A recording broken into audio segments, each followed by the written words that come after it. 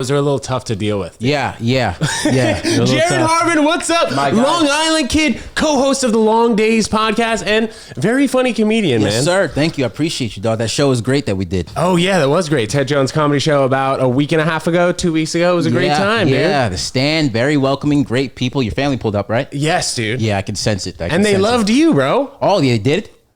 They did. My sister said you were the funniest. Yeah, did you give her my number? She said besides me, though, brother. So I should be giving her my number. Just kidding. That's weird. You're listening right now, if you're Katie? from Alabama, it's amazing. Appropriate. Yes, dude. So you are from Long Island. Took you a little bit to get in here, but I'm familiar with that Long Island traffic. I used to play tennis, like a bunch of tennis tournaments in Long Island, Glen Cove, Port Washington, all over there. So I knew that like anytime I had a tennis tournament, I needed to leave at least 45 minutes for like extra traffic. Yeah, dog. Space. Yeah, dog. You play tennis? Yeah, man. I played tennis at UConn. Oh. So I was pretty serious for a little bit. I thought I was going to be pro. Yeah, you got swimmer vibes. I don't get the tennis vibes. Yeah. Really? Yeah, I get like people would say I have tennis vibes. I've never gotten swimmer vibes. My dad was the captain of the NYU swim team, though. Dad, shout it out. That's the first time I said that on the podcast. Pops. Yeah, it's either tennis vibes, swim vibes, or serial killer vibes. I'm not going to lie to you. I mean, you got a lot. The glasses, the nice coiffed. You got too much energy. It has to go someplace, you know? Dude, you're a Scorpio? Yes, I am. Okay, cool. Me too. Nice. What I think that's why we get along well. November 13th. November 10th. Okay, close. Yeah, close. So what's been up, man? What's been going on in the life of Jared Harvin? Oh man, it's been crazy. I'm living by myself now. It's been like within the last 6 months. My mom moved out. She's like at my grandmother's house now because my grandmother's in a nursing home. So I'm just like walking around the house just butt ass naked, living free right now. Let's go. Yeah. Your neighbors can't see in? No, they can't see it. No, I hope not. Dude, that's like the beauty of this trash pit over here. I have that window open all the time. That's the only fresh air I can get because the windows in the front don't open. Yeah, that's actually a window to the outside? Yeah, well, to the trash pit though. Oh, so it's like the actual fresh air is probably 50 feet up. Okay, yeah. But that's the window to the outside. Yeah, man, it's nice. It's just like, you know, this learning responsibilities and like being by myself, learning bills. It's great. I can't ask for anything more, you know? You're not still on the family phone bill plan? No. Oh, dude, I am. That's like a blessing I still have. It's just, I think it's because you get 5 people, so I might as well be on that plan. Yeah. And then I'm still using some of my family members, Hulu, my ex-girlfriend's Amazon account. Yeah, you got to milk that shit. But just because I don't know freaking passwords. No, you got to ration that shit, dog. It's like the fucking Great Depression. You got to that shit as much as you can. Do you see Netflix is trying out a new program where they would have ads, but it would cost less for people. So it's not $10 a month. I think they're trying a new program where it's going to cost like $6 a month, but they build in the ads into your viewing. Yeah, exactly. The program is called Hulu's Kicking Our Ass right now. Yeah, dude. What's up with that? Yeah, I don't know, man. The streaming platforms, like it's in, but you know, YouTube on the rise with like free streaming. Everybody can get whenever they want at any time. And when it's free, you know, you got to compete. You got to come up with new ideas. You know, revenue streams going down. Their quarterly was down. I think there was a report. It was crazy. Yeah, they lost a lot of subscribers and shit like that. So whatever you got to do, bro, to make it work, you got to make it work. So let's talk about free streaming, because you have a very successul podcast with Giannis Papas on YouTube, and you guys also have a Patreon. So how do you kind of deal with which content you're going to put where? So basically anything that can get us in trouble goes on Patreon. Okay. You know? I got a strike the other day, man, by the way. On YouTube? It was terrible. On YouTube and on TikTok.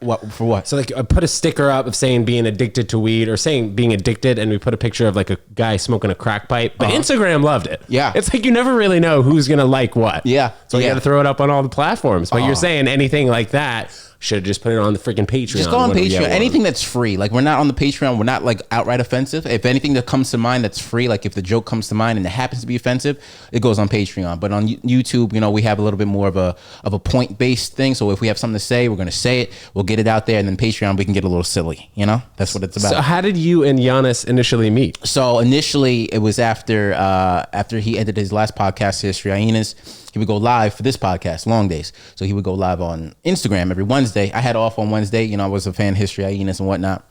So I would watch, and the comment session was called Comment Roulette. So basically during the show, he would look down at the live and random moment in time, and whoever had a comment at the time, he would read that out. So what I would do is I would comment funny comments over an amount of time, see if he can read it. And I was kind of like dedicated to it. So I would post something and he would read it on the show. So he read one and he really loved it. And after a amount of times, I was consistent. I kept on commenting. And like everybody in the group was like, yo, this kid is funny. And I was like, yo, bro, like, you know, pull me in this and that. He found out I was a comic and this and that. So he's like, yo, we'll pull you in for an interview episode. I came in, we rocked it. We had great chemistry. And then afterwards, I was in the group chat and I was like, yo, you're coming up in Baltimore. Let me tour with you. Let me open up for you. He's like, yeah, let's do that. So we went to Magooby's in Baltimore. I opened up for him. He brought me in for another interview episode. And then he brought me on for the solo news episodes as like a side correspondent. And now we do the pod together. I'm on there permanently. We do the Patreon together. It's flourishing. And yeah, so it's a great thing of what the internet can do for you. Dope, dude. Amazing. Yeah. So this happened during the pandemic or like a little bit more recently? Yeah, it was probably within the last year. Like last year, this really started to go down. Yeah, I'm coming up on a year. So it's a great thing of what the internet can do for you. Did he pin your comments on like that chat roulette situation, or like how were you consistently there? I was consistently there because he would go live for it. Now, you know, Wednesdays usually around 5. I would you know, track it, but I would just keep on commenting and just blitzing. So if he was talking about something, I remember one comment, it was about Aquafina, and she was talking about how a lot of people come down on her because she feels like she has a black voice, even though she's from Queens and she's Asian and shit like that. And I had a comment, I was like, you can't copy the Asians, you can't copy the blacks, but when it comes to homework, you can copy the Asians because it's vice versa. And like, he loved that comment. So like, it would just become a thing where I would just drop funny comments, and then I DM'd him. I was like, yo, these are my sketches that I do with my friends Talent Harris and Julio Diaz. Like, we should create something. He was like, you're a comic, that makes sense. We should really do something. And over the amount of time, you know, it just started to build up. And then, you know, once we hit Magooby's and once we had that chemistry, it was over. So now that's cool, man. So for those of you listening, you guys know that there is a way to slide into the DMs and also provide value for the person who you're sliding into. You know, you don't want to always be like, look what I can do. Look what I can do. You're like, look what we can do. You can't just be slinging dick pics. You got to be like, what can... Dude, you can a little bit, but not initially. Yeah. You got to have consent first. Let's do that. But the internet has a great lot of responsibilities, a great lot of opportunities that you can do. So like, I pursued him. It was kind of like a reverse pedophile situation, but nice. we did it. We got it done. So yeah, we're here now. Where did you grow up in Long Island, and how did you make the transition to coming into New York? So many a nights for comedy. So I grew up in Amityville, New York. What's that? Exit 50 something? That's on LIE? Exit 49 on LIE. Ooh, damn. Yeah, you're close. You're real close. I feel like you were stalking me. It's a little scary to do that. Well, dude, my ex-girlfriend actually grew up in Dix Hills. Okay. So that's like 50 or 51. Dog, either you're a stalker or you got a memory like an elephant. Yeah, dude, either way, man. Shit. Or I do my freaking research on this guy. Yeah. How could I not? Yeah, you do your research. So I grew up there. Amityville is known for the Amityville Horror House, where all the murders happened back then, obviously. Oh, that was the actual location? Yeah. That's more in the white part of the town, though, so I'm not going over there regardless. Yeah, I might be from there. Yeah, you got that look. But either way, I wasn't going over there because, you know, black people die first in all the horror films, and the police could be like, you know what? I first learned that in Scary Movie, and like Scary Movie 2. Mm-hmm. Like Marlon Wayans, I think, was making a big deal out of it. Yeah. Scary Movie 2, by the way, aged so well. That was like one of his best performances, in my opinion. Yeah, one of his best performances. White Chicks was also amazing. He's a great actor. He's a great actor, but when it comes to stand-up, it's a little different. Interesting. Yeah. Interesting. A little different when it comes to stand-up. That happens. I mean, that's like a Nick Cannon situation. I mean, but he's been in the limelight longer than a Marlon Wayans. Yeah, it is like a Nick Cannon situation, but I mean, he's spending all his time having kids, so how good at comedy can you really be? 10 kids. Yes. Impressive. Yes, that's as many specials as Kevin Hart has. So, you know, you can understand where your... Yeah, he has a lot. You can understand where your dedication goes and where your time... It's all about consistency with comedy. You know that. You know, the more you do it, the better you are at it. Or, you know, it's whoever you sleep with. So yeah. Well, that happens too. So talk about your high school experience and then coming to New York City. You play high school sports at all? Yeah, I did shot put, track and field. I was kind of chunky. I was fat. I was really? Yeah. I don't see you being fat. No, well, yeah. Well, you were. How many pounds did you lose? Tell that to my doctor. I was a little shorter, so I was like 5'7". I was probably like maybe like 195, 200. Oh wow. Yeah, so I was a little chunky. So you must have lost like what, 40 pounds ish? Yeah, it's a mixture of diet and puberty, so I lost 40 pounds, you know. I had to drop that weight. It's similar to the luggage that a Marine has to carry. But yeah, I dropped that weight going into college. You know, I really started to slim down. But in high school, I did track and field. Wasn't really like the cool kid in high school, but I was like cool with everybody. But you know what they say, if you're friends with everybody, you really don't have no friends. Right, sure. But like I was cool with the goths, the jocks, whatnot. I was overall that funny kid, class clown. And growing up in my school, which I think this is kind of like a key thing with all comics. You have to be, most great comics or like great comedy minds, they exist in a world that is a complete parallel to theirs. Like they understand how things should be, but they understand how things are. So like, you know, with Donald Glover, as an example with Atlanta, he grew up in a very suburban part of Atlanta, you know, Stone Mountain. But his show depicts like the very hood side of Atlanta. So with that, he understands how life is for him and how it like kind of should be, or how it can be, and also what it actually is with the parallel with the hood. So with me, I grew up in a predominantly like white school. So like all the white kids, ironically, were doing black things to stay popular. So it was like, you know, saying nigga, wearing, No way. yeah, wearing True Religion jeans. But Long Island also doesn't have the greatest reputation. Like some of them are some of the towns are pretty racist, Yeah. just from like the get-go. Yeah. Some of the towns, they have roots in the Confederate Olympics. Let's just say that. Yes. But it was more that thing. Like you could see like the cool white kids were taken from like the culture on which I grew up in. And that kind of forced the black kids and the Latino kids to kind of double down on their ghetto-ness to kind of confirm that they actually, you know, really They're about it. Yeah, they're about that, and it validates their blackness or their Latino-ness or whatever. So, you know, I would go to school, kids will be fighting, you know, maybe like threatening to bring guns to school with knives, and then we get on the bus and they're playing Pokemon. It's like, dude, you're not about that Those life. are white kids? You know, no, they're black kids. Because they try to like double down on their ghetto-ness. Yeah. So it's like, yeah, I'll fuck him up. This and that. I'll fuck him up. Yo, I'll trade you for this Charizard real quick. You wanna? So it's like that type of development coming up in the school. I think it really helps with a comic because you get to see how both worlds are, and also you get to develop your material by kind of like bridging those both worlds. So that was kind of like my high school experience. Coming up then, and you know, I obviously have my friends from high school now throughout track and like, you know, throughout kindergarten. I have some close friends in my life now, but that's a reflection of how I grew up and how that kind of really helped me. And then after high school, I knew I didn't want to sit behind a desk. I wanted to be like, yo, I want to be in international business. I want to be a businessman, this and that. But throughout that time in senior year, I was on Vine. I would do Snapchat stories. So I would tell a story through Snapchat. My friend Jair, he would do like funny stories on Snapchat. I was like, I like that. Maybe I'll bite down on that. And I started like telling funny stories, and I had themes for different stories each and every night. And that was kind of like my first form of stand-up. And then afterwards, when Instagram came out with 15-second videos, I was doing that. And that was right around the time that I was going to graduate. I was going to graduate high school and go to college. So I went to Oneonta upstate. And I didn't know what I was going to do, but I didn't want to sit behind a desk. So then I joined the theater club. I was a theater major there. Started acting, never acted before in my life, but got my first role. And ever since then, you know, I was just on it. And when I got to Oneonta, they had a comedy club that they just started on campus, and it was, you know, improv kids or kids that, you know, that were kind of quirky and didn't know really how to say it, or kids that didn't know how to bathe.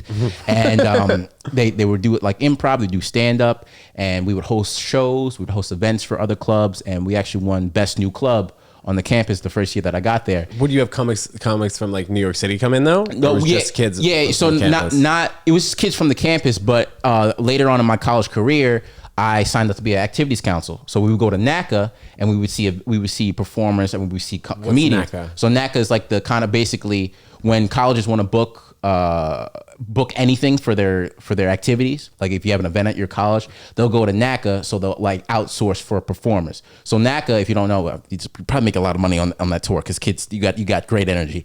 Comedians could, comedians, you look like you just won the PGA Tour. Put that. Comedians really, there's like a college tour, and comedians can sign up to be NACA, and it's basically a convention. You go, you perform. Kids in the colleges go see you, and they can book you from that. And it's other people too. You have magicians, you have et cetera. If you perform, performers, yeah. Okay. But I signed up to be activities council at Oneonta, and I would go to NACA, and that was dope because I got to meet some really great people. And me and my friend Austin, we were writing partners up there. We were in the Laugh Club together. We knew who to book because we were actually comedians, and we would go out there. So we booked cats like Matthew Broussard. Comedy Central, very funny comic. He would bring up Ashton Womack, who now writes for The Daily Show. We would talk with these guys like Oscar Calazos. Who else? Tommy Ryman, my man Francisco Ramos, Anthony Chico Bean from Wild 'N Out came. We had Schultz come. DeStefano came. There's a lot of people that came that we got to chop it up with and meet then. And now I'm out in the scene now, like doing shows, and I see these same people, and it's great because, you know, we have the connections. Like, oh man, it's good to see you, bro. Like this and that, and whatnot. But yeah, so when I got to college, I really started to embrace like the entertainment flow, the entertainment journey, and it really just started there. And ever since then, I was doing it throughout college. When I come back home, I do bringer shows at like Broadway, and rest in peace to Dangerfields. Oh man. And yeah, and ever since I graduated 3 years ago, and the pandemic hit, and, you know, throughout that process, you've been hitting it, trying to hit it as much as you can, you know? Do you feel like you started to really become serious once you became head of like the activity council? Is that what it's called? Sorry. No, activities. I was secretary. So yeah, I wasn't the big dog, but, you know, I was up there. Yeah. I had the sleeping with the big dog. Yeah. I was in the back of the Greyhound when we went to all those activities.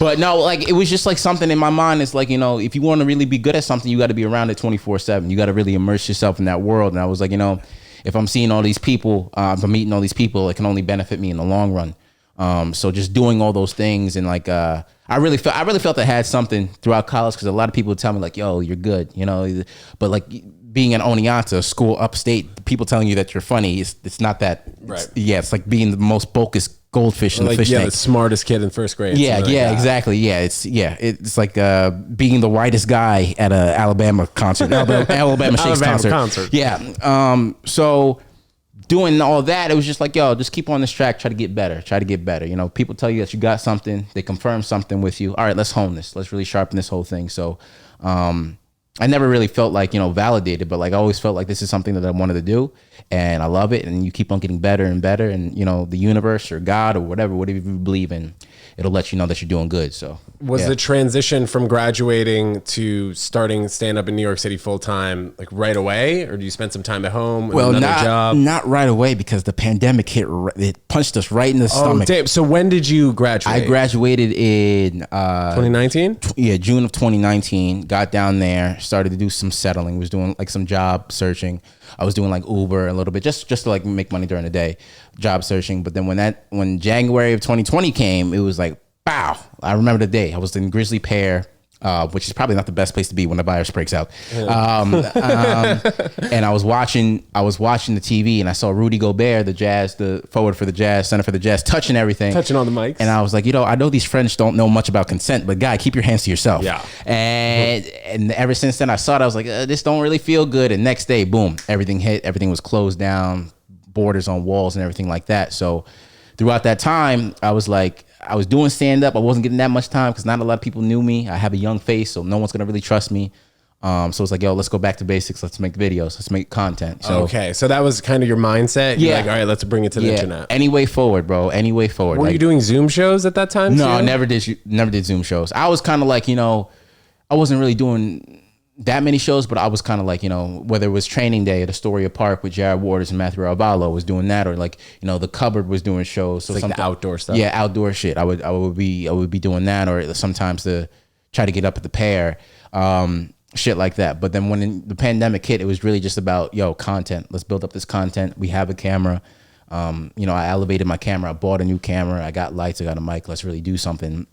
And that's what I did, you know. I didn't want to become stagnant. I didn't want to not get anything out of that time, because like, you know, you don't want to be sitting there and then now you come out of it and you don't have anything. You didn't better yourself, you know? So since you kind of started stand up right around the time, like summer after you graduated, and then the pandemic came shortly after that, when did you feel like a legitimate stand-up comic though? Like, was it in your content creating days? Yeah. Or was it like a little bit after that once stand-up comedy came back? I think I felt when it first really validated that I could actually do it is when Chico Bean came to the school. It was a big deal for us. We promoted him, you know, wilding out, this and that. And it was a big deal. We had 1,000 kids come out to the ballroom, and he had me open for him, and I did well. I did pretty good. And how much time did you do on that show? I did about 10, I think. Oh wow. I did about 10, and I did well. And whenever you look back at your content, you say you did well, you know you did shit. You're like, yo, what the fuck? Yeah. Like, yo, my dick was out on stage. What the fuck was this? The fly was down? Yeah. How much time did he do? He did about he probably did an hour. Yeah, he did an hour. But he came in, and I remember after he took me off stage, he gave me this like his 5-minute speech. He was like, "Yo, man, there's a lot of brothers out there who can't do what you just did. You young, you 2 years in. Everybody clap it up for him, man. He did good." And he said that on stage. He didn't say it to you. No, he said it on stage in front of everybody. And then afterwards, we take the comic out to eat if they want to. And we went to like this place called Yellow Deli. It's like a really good Amish spot and whatnot. And we were eating. He was like, "Yo, man, like, you know, your journey in comedy is not gonna be easy. Like, I had a lot of jobs. I worked insurance and this and that, but you got it. You got it." He goes, "I remember you remind me of my little brother, man, from back in Carolina. He reminded me of Jordan Fisher." And I felt. Jordan, oh yeah, he's at the stand. Yeah, he's at the stand. He's at the cellar. Great guy. Yeah. Great guy. And I remember that. I was like, yo, he thinks like I'm a comic that's like official. And for him to like take the time and just sit with me and talk with me, that was great. But like during that time, it's like you always feel like this is like the biggest step of your career where something like that happens. Like even before then, we had Dave Collier from Full House come. We as like a improv troupe, we opened up for him. But like every step of the way, I was like, yo, this is kind of I wouldn't be doing this regardless. Like I've never done this before, so this is a new step for me. So I always felt validated. But like the time that I thought I can actually do it, I was like, yo, that's the moment. That's the moment right there where I felt like, okay, yo, you got something. So just like keep on. How much time do you think you're comfortable with on stage now? If somebody was like, all right, Jared, go up there, do as much time as you please. I could do 45. Yeah. So is that going to come to a point where you're starting to tour a little bit? Yeah. Well, we're touring now. With you and Giannis? Me and Giannis, we're touring now as part of Long Days. And it's great to see like, the build up that we have from the podcast. Totally. And people coming out, like actually wanting to see you. You like, guys are doing a live podcast and then separate stand-up sets? Well, no. We're just doing stand-up. But like, yeah, we're touring, and the podcast is rendering, the fans to come out, and you see the process, you see the build of that. Because people are not just coming out for Giannis, they're coming out for me too. Like, yo, I love you on the podcast, this and that. But it's great to just like see something that you personally built, and people come out for you. But yeah, on the road, I'm doing like 20-25. And and how much time is he doing? He's doing an hour. Yeah, he's doing an hour or however much he pleases. Right. They call him Yanni Long Day for a reason. Oh yeah. His first special is called Blow the Light, and it's accurate. I didn't see his special, but I had heard high praise from Sebastian Maniscalco, who never talks well or highly of comics. He was saying that Giannis had him on the floor. Yeah. And I've seen Giannis at the stand with 12 people in the crowd, and he would just like start going off on people in the crowd, being like, yo, this kid looks like Dylan Roof. Like, why is he in the crowd right now? We better be careful of him. Just making people die laughing under all circumstances when it's not a freaking packed out room. Dog, like truthfully, I'm not just saying this, but he's like one of the best stand-ups that I've ever seen. I've learned so much from him, being so he's close. Amazing. But like his perspective on his view on, the guy's like a museum. Like if you talk to Giannis, he's like a little museum. He has history, he has philosophy, he has like sociology connections, shit like that. But the comedy is like the modern art museum part of him. It's fun. It's like it's poppy. It's this and that. But you can understand like the root of it. You can understand where it comes from. And he's just like such a philosophical guy. But like his basics of joke writing and his thought and his casualness on stage and his presence, it's helped me so much. But just to be around him, I think really the best comics to learn from are the New York comics, because like they're so casual and there's none of that fake malaise of anything like that. There's just like real connections thing. You see that with guys like Greer Barnes, John Laster, or whatever other New York comic that you want to name, but like you see it, you like, yo, you're a real dude. And you're not trying to do something. You are it. You just represent it. You're not trying to become something. Well said. And I think also in New York, you get like kind of a better idea of that, because you can see some of the best comedians of your entire life Wednesday at 9 p.m. on a free show in Bushwick. Yeah. So like just like having the opportunity when, I went to LA, we'll talk about this, but you and I talked about this offline about how you got connected with Josh Peck. Of course. But like when I was in LA, I was out there for 6 days and did 2 spots, so it was like tough. I was still trying to get spots and stuff, but like some of them just logistically didn't make sense. I was doing a lot of man on the street stuff out there. So guys, I was on a flight to LA. I've told you guys about this before. Josh Peck was on the same flight. Like when I saw Josh Peck, I was like, holy shit, this guy, 14-year-old me is bugging out. Drake and Josh, my favorite show. Josh Peck, massive superstar at that particular time. And now he still does like vlog stuff. He still does podcast stuff, does all entertainment type stuff. And I saw on Jared's profile that he did a sketch with Josh Peck. So how did that come to be? Like what was that about? So Josh Peck is a great dude, New Yorker guy. He lived in the city until he was 15, and then he pieced out. You know, he never really knew his father, but like he discovered his talents, and then ever since then he was booked it. He's the white LeBron James, basically. But he's a big fan of long days. And you know, we were talking and this and that, and I remember we posted a clip, and I'm you know, I was with my boys. I'm looking at my phone, and it says, "Oh, Josh Peck just followed you." I'm like, yeah, whatever. And I had a show later that night, so I was driving. I wasn't really paying attention. Well, I thought it was like a fan page or some shit. So I come up from doing my spot, and I look at it. It says, Josh Peck just followed you. Josh Peck just like one post. Josh Peck DM'd you. I look at the DM. He goes, "Yo, bro, I just want you to know you're very talented, bro. I love your shit. Keep working."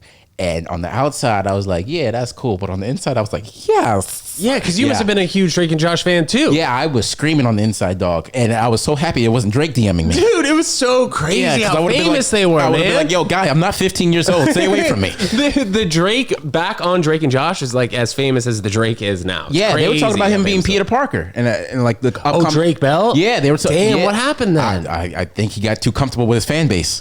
Yeah. You know, man. yeah. He's on top of the world, that guy. Yeah, he was on top of the world, but he did voice Spider-Man in like an animated series. But you could tell, you look at Tom Holland, you hear his voice, you could be like, yo, you and Drake Bell are kind of similar. Right. But like, yeah, he was ramming up for it. But yeah, so he DM'd me. I was like, yo, bro, I'm a big fan. Thank you so much. This and that. We had like a little talk. And then Giannis was going out to LA to do some pods, and we just did Phoenix. And I had some off time, so I said, yo, I'll go out to LA with you.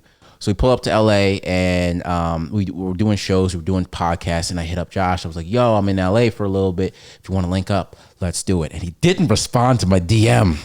Did you read it? Yeah, he read it. Yeah, he read it, and then he just he dodged me. he fucking dodged me, and then when I'm on the plane back home, he goes, yo, bro, I'm sorry I was busy, but the next time you come out here, let's do it. Did you fly back the next day? No, you know, I couldn't. I would have, but they would have had to pay me some money. Yeah, Schneider's Bakery would have had to send me a check for me to do that. Oh yeah, dude, that guy's in hot water too, man. He must be shelling out the cash right now. You can't be around all those kids and have them do exactly what you want them to do without somebody raising an eyebrow. Crazy. Yeah, he's very scared that Jeanette McCready's gonna snitch on him in her new book. That new book that she got. Yeah, she was. I'm happy my mom died. Yeah, so a girl who's anybody that say that, you know, it's not great. You know, she's holding a vase of her ashes. By the way, pop it up. Ted Jones, pop it up. Holding a vase of her ashes with her mom's ashes in it. Yeah, anybody that says that, you know, they were traumatized when they were young, and you know they're white. Yeah, man. Not great. Yeah, but so yeah, how'd you guys connect after? So you yeah, back on so the we plane? connected. So we went back out to LA. We did Whitney Cummings podcast. How much later was that? That was probably maybe about 4 months later. Okay, that we pulled back out, and we was there. Giannis did the Hollywood Improv with Brendan Schaub. Louis C.K. popped up on that show. It was great. Came up to Giannis, gave him mad props, and Josh was in the crowd. So I was like, yo, bro, the next day, I was like, yo, bro, my bad. I didn't get to meet you. I didn't know you were in the crowd, but let's do a sketch. I wrote a sketch up. He's like, yo, bro, I got to go pick up my son. I was like, I'm leaving today. He was like, okay, bro, I'm coming to New York to do my book tour. We'll do it then. So about 2 months go by. Oh, that's how Julio got involved? Julio? What do you mean? Isn't Julio in that sketch? No. It's just me and him. Okay. Yeah, it's just me and Josh. So 2 months go by. He comes to New York. He does the pod. And afterwards, we shoot the sketch. He goes, yo, bro, I love the sketch, this, and that. And it's like everything, like, this is my first time, like, really meeting him. I'm like, yo, this guy's, like, a cool dude. Like, he's a regular dude. So we shoot the sketch. We do it. I drive him to go meet his aunt and have dinner with his aunt in my 2004 Hyundai Sonata. And I'm like, oh God, Josh Peck is in my passenger seat right now. And he's like, oh, bro, it's cool. Like, I grew up in Manhattan. It's fine. I'm like, yeah, whatever. Push that Zoa energy drink to the left of you, because I had like mad cans on the seat. Where was it in Long Island or his? No, it was in Brooklyn. House? It was in Brooklyn. And I had to drive him to Manhattan, and he's just telling me about all the stories. Like, yo, bro, I remember these days. Like, this is like rugged. You know, this is like me and my boys like chilling back in the day, like going to Queens. So I was like, yeah, he guy. loved it. Amazing. I was like, yeah, guy. He misses the struggle that he had when he was probably 8 years old before Snow Day. Exactly. You ever see that movie? I remember that day. I remember that day. And Max Keebler's Big Move. I remember that. I remember all those movies, bro. But yeah, we did the sketch. I drove him to his aunt's to have dinner. We did a selfie, and after that, we did it. And like now we're like cool friends. Like I'm texting him, you know, day and day, checking up on him. So like that's cool, bro. And that's all because of comedy. Yeah, when All I because met of him, comedy. he could have been nicer. I just like waited for him as he got off the plane. He Yeah. came off the plane, and I was like, dude, by the way, I do comedy in the city. I just saw that you were there doing a podcast. Yeah. And he was a nice enough guy. It was cool. He's a cool dude, man. Yeah. He's a very cool dude. But like, I just view it as like, that's a connection that I wouldn't had unless it was for comedy, you know, obviously. And you just got to be very aware of your surroundings. Cause like some people will be like, oh, it's luck, or it's, you know, it's like, you know, the luck of the draw. But sometimes you got to be very like aware of like where you're at in the universe. And Make like, your own luck. you make your own luck. And like, bro, like I didn't know this in college, my senior year. I had a professor for a class called African Latino Studies in TV and film. Basically, you study like black people and Latinos and Latinas in media and films. And this professor comes in and everyone's hyping up about it. Like, yo, you know, I heard shit about her, this, and that. And I'm like, yo, she seems like a cool lady, you know, cool, you know, middle-aged lady. We chopping it up. And I'm talking to the head of my theater department. He goes, did you meet her? I'm like, yeah, she's my professor. What do you mean did I meet her? It's like, you should really talk to her. I was like, why? What's the big deal? And I was like, just talk to her. So I don't know. These are like close friends telling you to do These this? are close friends and the director of the theater department. So I'm like, why should I talk to her? What's up? Because she's like she sits in the corner of the class. She teaches while she's sitting down. She doesn't really seem, there's no spark about this lady, you know? So I talked to her. And she goes, yeah, you know, she's talking to the class one day and she goes, yeah, you know, I've had a background in comedy. You know, I've written many things. You know, I've been in a lot of rooms. So, you know, I know what I'm talking about, guys. So just trust me. So I'm like, okay. So something tells me, yo, Google this lady. Let's see what she's about. So I put her name in and I find out that she was a cast member on SNL for about 4 years, from 1944 to 1994 to 1998. Her name is Ellen Cleghorn. And she was like in it. Like, dog, she took off like a week from teaching to go to like the SNL 40th anniversary to go film it or some shit like that. While I was in class with her, while she was teaching me Oneonta? at Oneonta. And I don't know why she came to Oneonta, but yeah, it was that like casual. And I was like, well, I didn't even know that. And I was in a play at the time, Romeo and Juliet. I was Romeo. She came to see that. She came to see one of my comedy shows. She was like, yo, you got it. She was like, yo, your voice is so important. I really think that if you make something and with your perspective, you can like really shake up the world. And I was like, wow. And I didn't even know that shit, dog.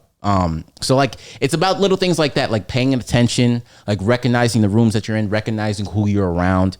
Those are the most important things, because like a lot of people, they would just like say, it's the luck, or, you know, I'm trying my hardest. But if you really pay attention and try to create something for yourself, then you'll find it, you know? With all of this positive reinforcement that you've had, like up until now, have you ever had somebody say something or do something where you're like, fuck, maybe I'm not as good as all these people are saying? Oh yeah, you just go to YouTube and you'll feel that immediately, dog. Comments is savage there. It's like Yeah. the same kind of on TikTok too. Yeah. Actually, you know what? I'm starting to see it more and more so. So, you know, I mean, it's good that you're doing something, you know, when you Yeah. get those bad comments. You get those, but you're doing something, but Negative the amount of comments. times that you can get called Jussie Smollett is very thin. Oh, interesting. Yeah. It's only a matter of time till you crack, until someone calls you the Black Chris Stefano.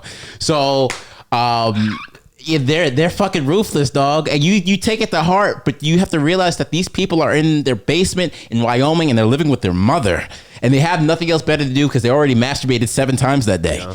So it's like, you have to do your art, but also if you pray for the rain, you got to deal with the mud too. But you don't have to really walk in the mud necessarily, meaning you don't have to look at it. You don't have to pay attention to it. You know? When you opened for Chico Bean, were a lot of your classmates like hyping you up? Like, when you moved to the city? All my friends were there. Like all my friends were, like I was in a fraternity. Like all of them came out. They were mad supportive, and it was nice. It was great. It was not my friends from back home, but like all my friends from college. Like everyone packed it out. So yeah. Did you have a moment in New York City where you're like, I want to do this the rest of my life?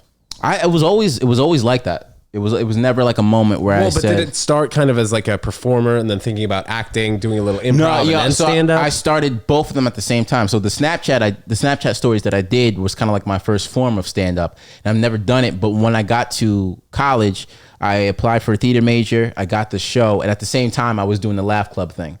So that all kind of culminated at the same time. It was like, okay, he's an actor, and then I did my first open mic in college, probably in early October. Do it at that comedy club in Oneonta? Yeah, we had like a little cafe that we did it at, but like, yeah, the comedy club was like an actual club of people. And then we would have meetings in like the Hunt Union, or the Union spot. And we did it at the cafe. It was like, you know, musicians and whatnot, comedians. And I went up and I did 10. And my friend JD, who was like kind of my mentor at the time, he's like, yo, bro, what the fuck was that? I was like, what do you mean? He goes, yo, I didn't know you had all that. Like, dude, you have like presence, charisma. Jokes weren't really there, but you know, they were present. You could see where I was going. It's like, yo, bro, that's great. Like, keep it up. And ever since then, he was like, you know, he would guide me throughout college. Even after you graduated, we kept in touch. So it really, the acting and the stand-up kind of started at the same time. Do you have a moment that you could put an asterisk on where you're like, oh, this was a highlight of a moment in my career and now I can keep moving forward? Besides like doing the sketch with Josh Peck, actually. Yeah. Like maybe stand-up moment. Stand-up moment. Probably on the road, I think, recently, just doing...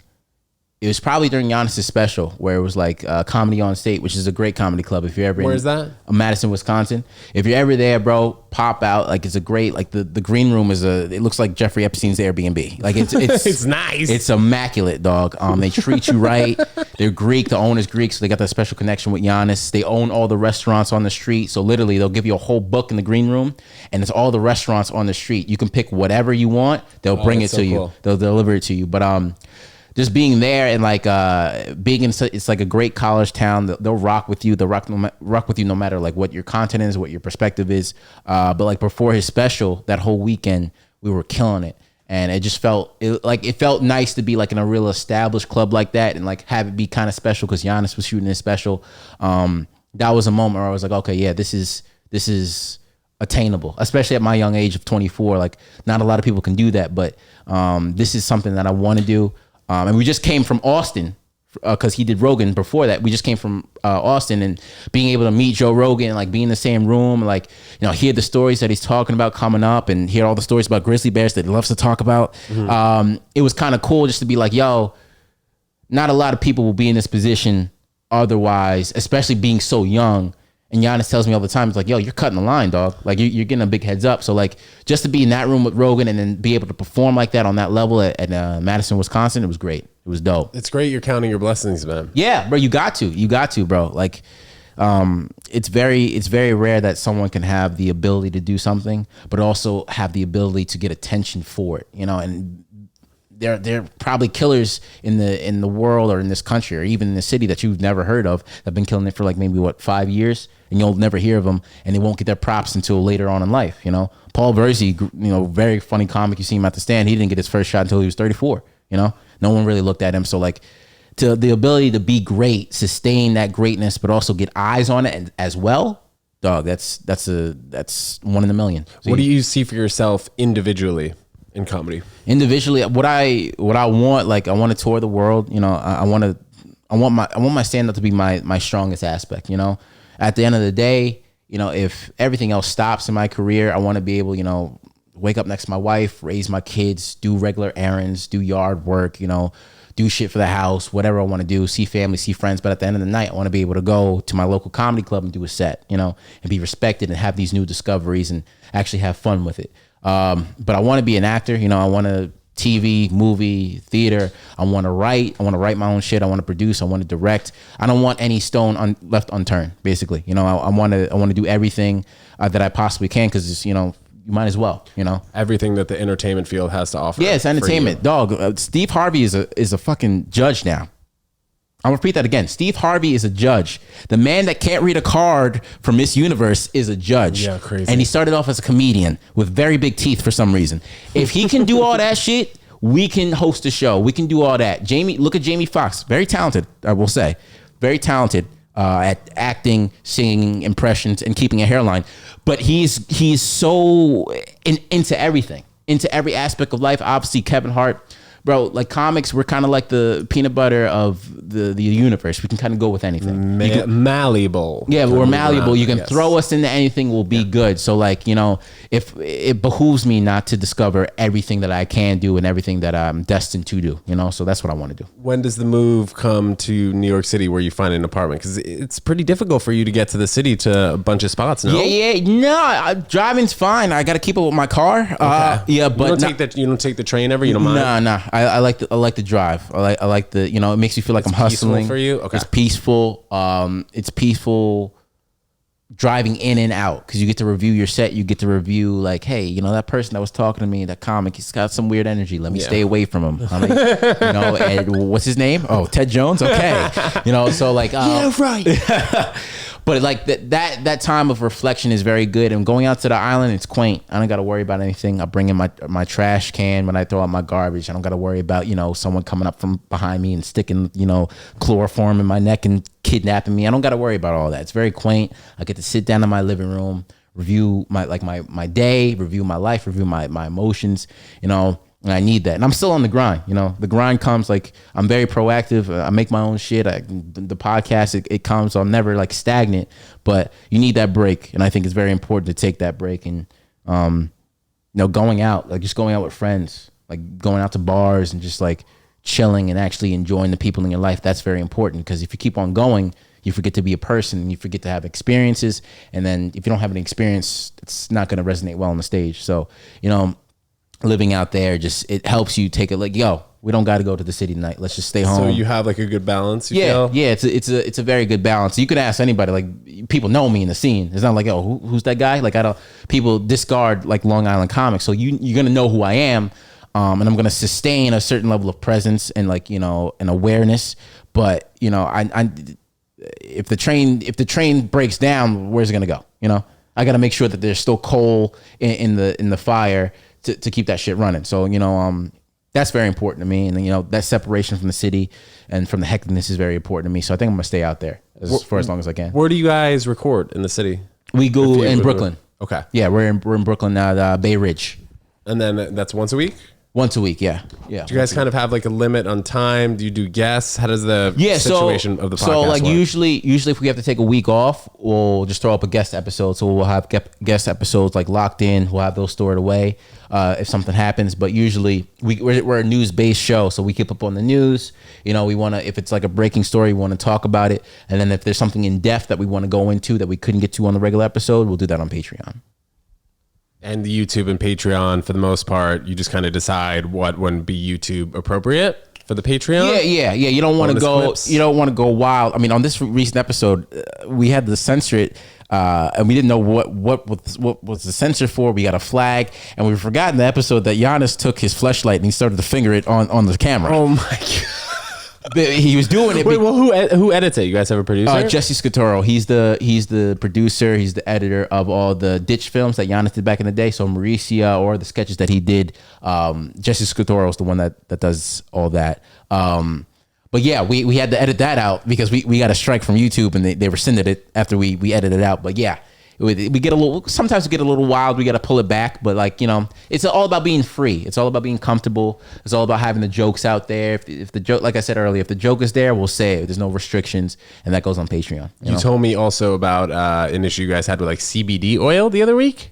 Yeah, I think it's because we had this thing called Dadgrass. It's basically like it's basically Reggie, if I'm gonna say that, but like low grade weed that we had, and we said in the ad, it's 18 and over. I think YouTube algorithm heard that, whatever robot they got reviewing it in China, and they were like, yeah, let's age restrict this now. So that's what happened to us. But yeah, man, like, you know, it's a satirical news show. So like we'll talk about the news, and we make fun of not only the news, but how the news delivers the news to you, you know, in that prism. And, you know, we kind of just try to talk to the middle, the people who I like to call them intellectuals, even though that they're just people with like common sense, common ground, basis, logic of thought, who are not getting talked to, because in this world, you're either one thing or the other. You know, you're either the left extreme, you're either the right extreme, you're either like jelly or like peanut butter. Mm-hmm. It's not a mix. It's not an amalgamation of anything. No one has a sense of duality. So we talk to those people who are not getting talked to in the middle.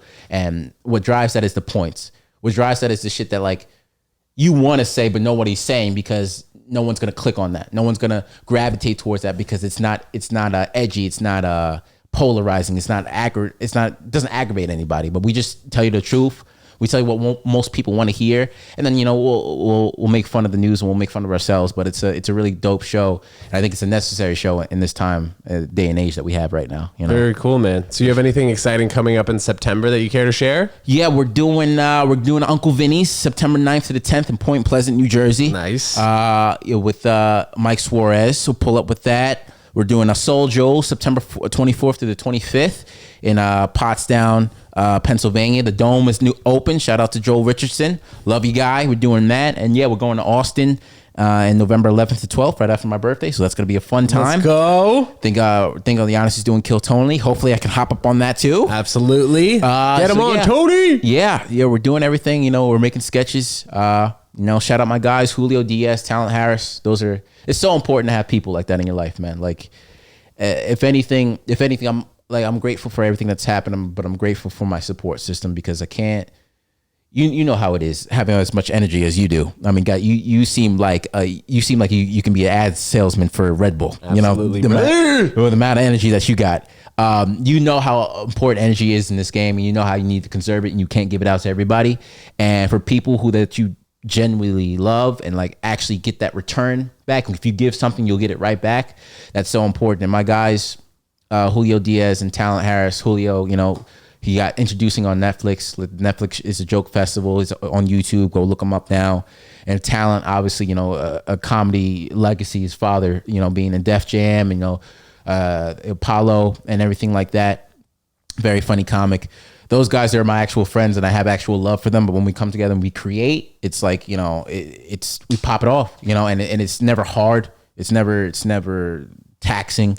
We come together, we think of shit, and we just do it, and we make each other stronger. If Julio wins, I win. If talent wins, I win. It's all interchangeable. It's exchangeable. But the energy's still there. Totally, man. It's just a vibration, consistent trajectory. It's just a vibration. It's just some comics that they'll like look at you in your eye, which is very weird for a comic because comics, they were like early Asperger's, but if the comic looks you in your eye and it's like, it seems like this motherfucker's trying to suck my energy. It seems like he's trying to suck all the funny out of me. Cause like they'll look at you and they're like looking through you. They don't even see you. They're just like looking inside of you. Like they're trying to take your talents like in Space Jam where they took the talents from the basketball. Yeah. And that like that scene, it's like that. But when you have like close friends, you probably know when you have close friends in the game, it's so easy and it makes your job so much easier and it's actually fun to create. And I truly believe it's those connections that, you go to the top with and you become so successful with. So, I'm grateful for them. I'm very grateful for them. Jared, this has been an amazing episode. Thank you so much for opening up with us guys watching and listening. You know that Jared is a very well-spoken man. A cool guy, of course. Check him out on Instagram, bro. What is your Instagram handle? We're going to pop it up right here. And let us also know where else we should be checking you out. Harvin15, Instagram, YouTube, Twitter, right there. You can follow me. Go listen to Long Days. You can subscribe to our Patreon, patreon.com/Yanni Long Days. We get wild. We get free. Subscribe to the Clips page. Everything, dog. Jared, thank you so much, my man. guy. Thank you for having me. Guys, absolutely. Jared Harvin, check out his podcast. Check out what the guy's doing because I imagine in a very short time, this guy is going to be worldwide famous. Okay, guys? Thanks so much for tuning into Ted Jones World Podcast, and we'll see you next time. Peace.